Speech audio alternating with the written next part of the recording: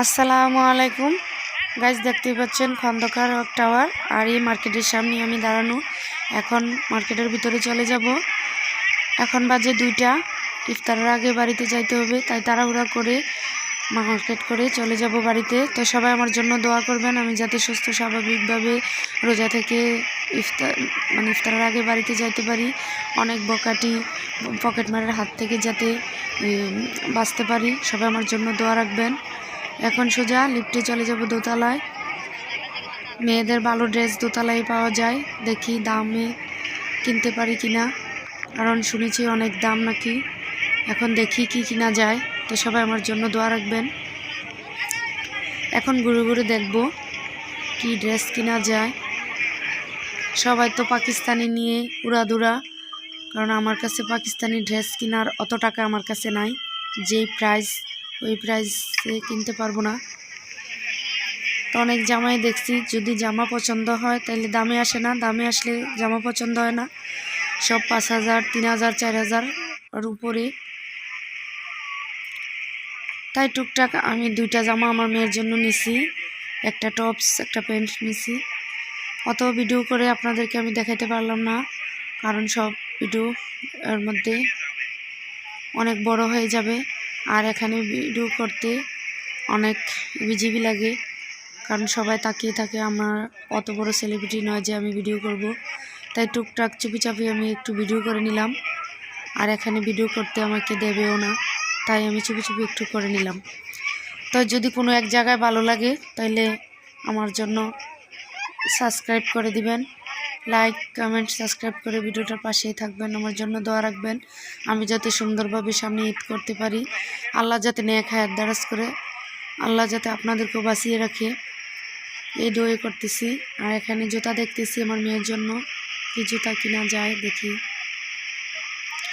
ঘুরে ঘুরে অনেক জুতোই দেখেছি, অনেক কিছুই দেখলাম, তাই অবশেষে এখান থেকে আমি কিনেই নেব জুতা। তাই এখন প্রায় সন্ধ্যা হয়েই গেল, অলরেডি সব কিছুই কেনাকাটাও শেষ প্রায়। এখন বাড়িতেই চলে যাব।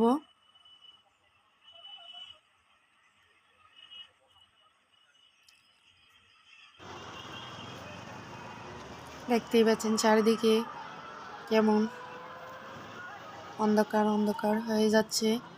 আর মাত্র এখন মনে হয় 5:30 বেজে গেছে, আর অল্প সময়। তাই আমি এখান থেকে কিছু কিনে নেব। এই যে সামনে দোকানটা, এখান থেকে আমি কিছু কিনে নেব।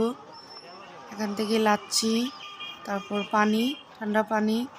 আর সামনের দোকান থেকে আমি কাচ্চি বিরিয়ানি কিনে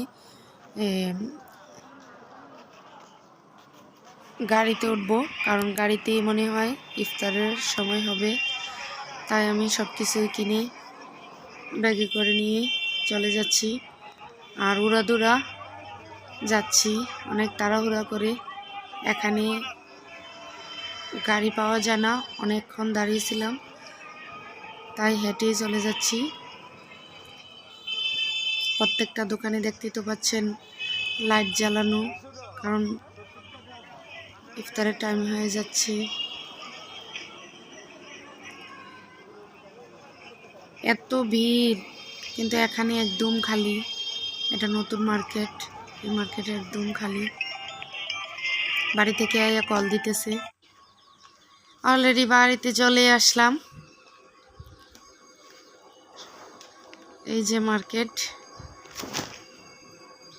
তাই মার্কেটটি খুলে আপনাদেরকে একটু দেখাইতেছি কীরকম হয়েছে। জানি আমরা অত ভালো মার্কেট করতে পারি না, আজ ঠকে এলাম মার্কেট থেকে।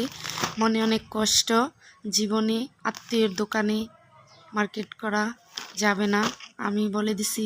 গাইস, আপনারা তো আমার কথাগুলো শুনে যদি আমার ভিডিওগুলো দেখেন তাহলে বুঝবেন যে কোনো সময় কোনো আত্মীয়র দোকান থেকে কোনো কিছু কিনতে যাবেন না, ঠকবেন। আমার মতো আপনারাও ঠকবেন, কারণ কিছু বলা যায় না, যা বলে তাই।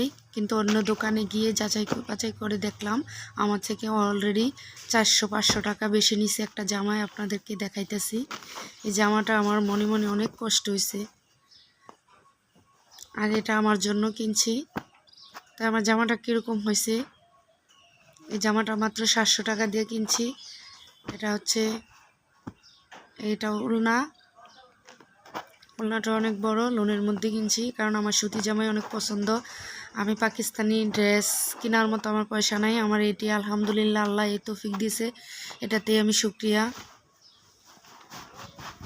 আর আমার মেয়ের জন্য এই ড্রেসটা কিনছি 1000 টাকা দিয়া।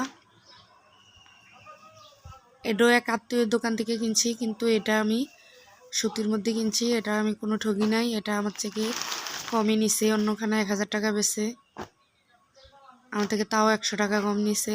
আর এই বোরকাটা কিনছি 1000 টাকা, নর্মাল, একদম নর্মাল।